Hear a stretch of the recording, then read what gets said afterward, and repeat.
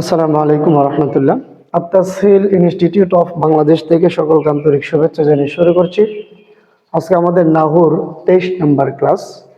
আমরা শুরুর ক্লাস থেকে বলে আসছি যে নাহু শিখতে হয় তার মূল সবক ধরে।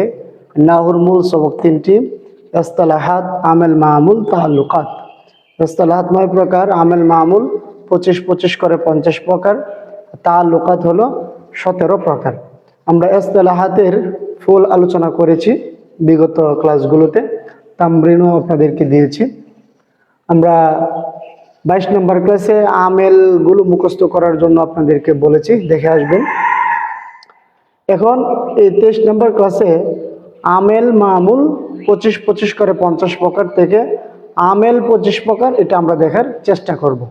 এখানে আমেলের আলোচনা করব। তো আমরা শুরু করি। প্রথমত আমরা একটু জানার চেষ্টা করি যে আমেল কাকে বলে। আমেল বলা হয় যার দ্বারা শব্দের শেষাক্ষরের এরাবের পরিবর্তন হয় তাকে আমেল বলা হয়। যার দ্বারা শব্দের যে শেষের যে অক্ষর, এটার উপরে জের জবর পেশ, এটা যে পরিবর্তন হয়, এই যার কারণে পরিবর্তন হয় তাকেই মূলত আমেল বলে। এই আমেলটা দুই প্রকার, একটা হলো প্রকাশ্য আর একটা অর্থগত বা গোপন। প্রকাশ্য যেটা, এটাকে আমেলে লফজি বলে। প্রকাশ্য বলতে যেটাকে লিখতে, ধরতে, বলতে পাওয়া যায়। যেমন ইন্না জায়দান কায়িমুন, এখানে আমেল হলো ইন্না। ইন্না এটা লেখাও যায়, দেখাও যায়, পড়াও যায়, এটা আমেলের লফজি। আর অর্থগত মানে গোপন, যেটা উজ্জ্বল থাকে, সেটা হলো আমেলে মানবী। যেমন জায়দুন আলিমুন, জায়দুন কায়িমুন, এখানে জায়দুনের উপরে রফা হয়েছে, কিন্তু কিসের কারণে রফাটা হয়েছে এটা আমরা এখানে দেখতেছি না বা লিখতে পাওয়া যায় না। এটাকে বলে আমেলে মানবী, মানে গোপন আমল, গোপন আমেল। তো আমেল প্রথমত কত প্রকার? প্রকাশ্য দুই প্রকার, প্রকাশ্য একটা, আর একটা হলো অর্থগত বা গোপন। তাহলে আমেলে লফজি মানে প্রকাশ্য আমেলটা, এটা 3 প্রকার। আর অর্থগত যে আমেলটা, আমেলে মানবী, এটা 2 প্রকার। একটু খেয়াল করবেন। আমেলে লফজি এটা 3 প্রকার। 1 নম্বর হলো হরফে আমেলা, 2 নম্বর হলো আফআলে আমেলা, 3 নম্বর হলো আসমায়ে আমেলা। এবং এগুলোর সংখ্যা আছে। হরফে আমেলা 8 প্রকার, আফআলে আমেলা 6 প্রকার, এরপর আসমায়ে আমেলা হলো 10 প্রকার। আর আমেলে মানবী 2 প্রকার, একটা হলো ইবতিদা আর একটা হলো ফেলে মুজারে, যখন আমেলে নাসেব ও আমেলে জজম থেকে খালি হয়। ওকে, আমেলে মানবী 2 প্রকার, একটা হলো ইবতিদা আর একটা হলো ফেলে মুজারে, যখন আমেলে নাসেব আমেলে জজম থেকে খালি হবে তখন। তাহলে আমরা কি দেখলাম? আমেল বলা হয় যার দ্বারা শব্দ শেষে করে আরবের পরিবর্তন হয় তাকে আমেল। প্রথমত 2 প্রকার, একটা হলো প্রকাশ্য আমেল আর একটা হলো অর্থগত আমেল। প্রকাশ্য মানে যেটা লিখতে, পড়তে পাওয়া যায়, দেখতে পাওয়া যায়। আর অর্থগত যেটা লিখতে, ধরতে, আপনার পড়তে পাওয়া যায় না। আমেল লফজিটা এটা 3 প্রকার। হরফ আমেলা এটা 8 প্রকার, আফআলা আমেলা এটা 6 প্রকার, আসমা আমেলা এটা 10 প্রকার। ওকে, আমেলে মানবী 2 প্রকার, একটা হলো ইবতিদা আর একটা হলো ফেলে মুজারে, যখন আমেলে নাসিব আমেলে জজম থেকে কালি হয়। তাহলে এখানে টোটালি কত প্রকার হলো? হরফ আমেলা 8, আফআলা আমেলা কত? 6, 8 আর 6 কত? 14, আসমা আমেলা 10, এটা হলো 24। আর আমেলে মানবী এটা আপনি একটাও ধরতে পারেন যে গোপন আমেল, একটা যদি ধরেন তাহলে টোটাল আমেল হবে 25 প্রকার। আর যদি দুইটা ধরেন যে ইবতিদা আর ফেলে মুজারে, যখন আমেলে নাসিব আমেলে জজম থেকে খালি হবে তখন তখন যদি দুইটা ধরেন তাহলে হবে 26 প্রকার। তাহলে এখানে যদি আমেলে মানবীকে আমরা একটা ধরি তাহলে হবে 25 প্রকার, আর যদি দুইটা ধরি তাহলে হবে 26 প্রকার। ওকে, আচ্ছা, এখন আমরা দেখবো যে আমেলে লফজি 3 প্রকার। হরফে আমেলা প্রথম, হরফে আমেলা 8 প্রকার। হরফে আমেলা এটা আমেলে লফজি। হরফে আমেলা 8 প্রকার, সংখ্যা হলো 41টি। হরফে আমেলা 8 প্রকার, সংখ্যা হলো কত? 41টি। তো হরফে আমেলা 8 প্রকারের মধ্যে প্রথম প্রকার হলো হরফে জর। প্রথম প্রকার কি? হরফে জর। আপনাদেরকে কিন্তু আগের ক্লাসটার মধ্যে সবগুলো বলেও দিয়েছে, আপনারা যদি ওইটা করে আসেন তাহলে কিন্তু আর কোনো ঝামেলা থাকবে না। প্রথম প্রকার হরফে জর, সংখ্যা হলো 17টি। যেমন বাতা, কাফলা, মৌ, মুনজু, মুজ, খলা, রুব্বা, হাসা, মিন, আদা, ফি, আন, আলা, হাত্তা, ইলা। এ হলো 17টি। এগুলো আমেল। এগুলোর কাজ কি? হরফে জর ইসিমের পূর্বে এসে তার শেষাক্ষরে জর দেয়, মানে জের দেয়। যেমন আল মালু লিজাইদিন, আল মালু লিজাইদিন, এই যে লাম আসার কারণে লামটা হরফে জর, জায়দের মধ্যে কি দিল, জের দিল, আল মালু লিজাইদিন। এরপরে কাতাবতু বিল কলামি, যেখানে কাতাবতু বিল কলামি বা আসার কারণে কলামি হয়েছে, জের হয়েছে। এই সবগুলোর কাজ কিন্তু ইসিমের পূর্বে এসে তার শেষে করে কি দেয়, জের দেয়। এই 17টা হরফ নিয়ে বিস্তারিত আলোচনা আছে।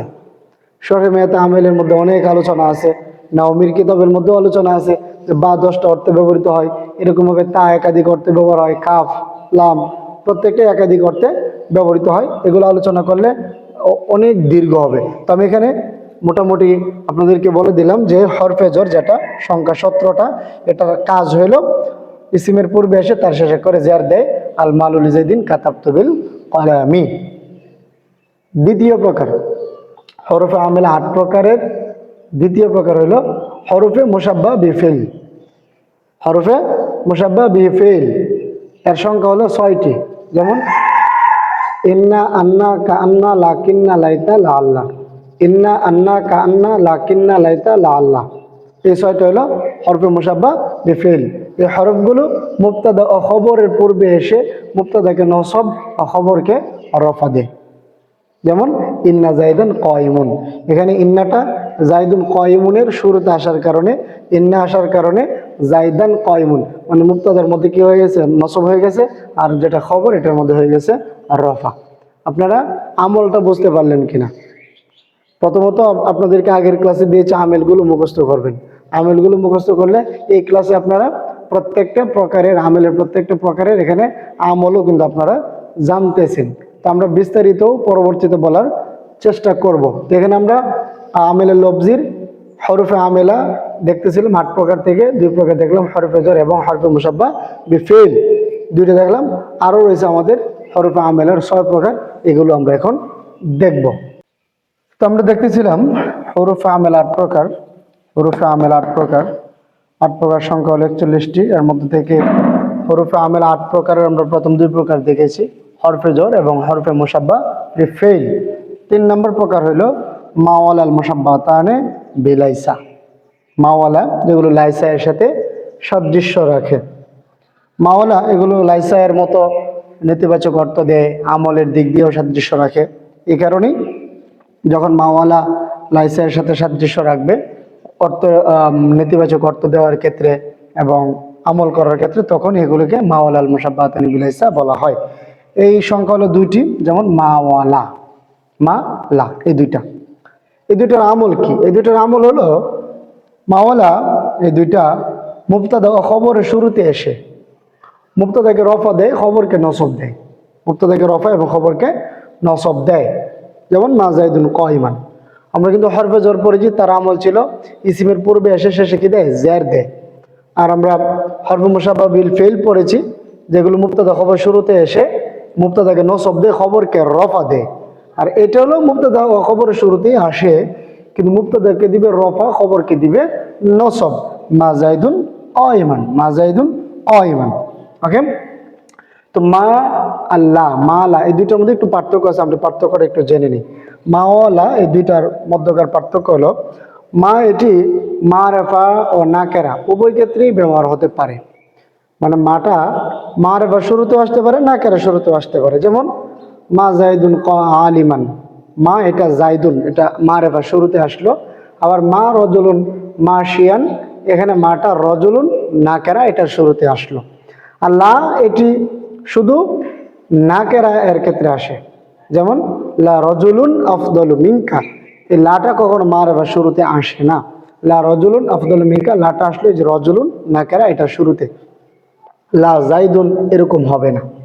ওকে, লা শব্দটি ব্যাপকভাবে, এটা হলো দ্বিতীয় পার্থক্য, লা শব্দটি ব্যাপকভাবে নফিয়ের অর্থে ব্যবহার হয়, আর মা শব্দটি শুধুমাত্র বর্তমান কালের নফিয়ের জন্য ব্যবহার হয়।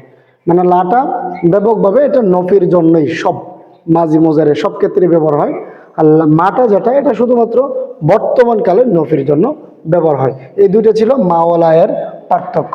তো আমরা আমেল দেখতেছিলাম, আমেলের আলোচনা করতেছিলাম। এর মধ্যে থেকে আমরা শুরুতেই বলেছি যে আমেল 2 প্রকার, প্রকাশ্য এবং গোপন। প্রকাশ্য আমেল 3 প্রকার, হরফে আমেলা, আফাল আমেলা, আসমায়ে আমেলা। আর আমিলা মানবী দুই প্রকার, ইবতিদা এবং ফেলে মুদারি যখন আমিলা নাসিব এবং জজম থেকে কালি হয়। এর মধ্যে থেকে আমরা শুরু করেছিলাম হরফে আমিল 8 প্রকার। হরফে আমিল 8 প্রকার থেকে আমরা প্রথম 3 প্রকার দেখেছি। তো ক্লাস লম্বা হয়ে যাবে, এই কারণে আমরা ভাগ ভাগ করে আলোচনাটা করব। হরফে আমেলা আপনারা মনে রাখবেন যে 23 নম্বর ক্লাসে আমরা হরফে আমেলার 3টা প্রকার আলোচনা করেছি। 1 নম্বর হলো হরফে জর, 2 নম্বর হরফে মুশাব্বাহ বিল ফিল, 3 নম্বর হলো মা ওয়ালাল মুশাব্বাহাতানে বিলাইসা। চতুর্থ প্রকার থেকে আমরা 24 নম্বর ক্লাসে আলোচনা করব হরফে আমেলার চতুর্থ প্রকার 4, 5, 6, 7, 8 এগুলো আলোচনা করার চেষ্টা করব 24 নম্বর ক্লাসে। তো যদি এই ক্লাসগুলো আপনাদের ভালো লাগে অবশ্যই শেয়ার করে দিবেন, অবশ্যই শেয়ার করে দিবেন যেন আমরা সকলে মিলে উপকৃত হতে পারি। আমাদের চ্যানেল এবং পেজের পাশে থাকবেন। সকলে ভালো থাকবেন। আসসালামু আলাইকুম ওয়া রাহমাতুল্লাহ।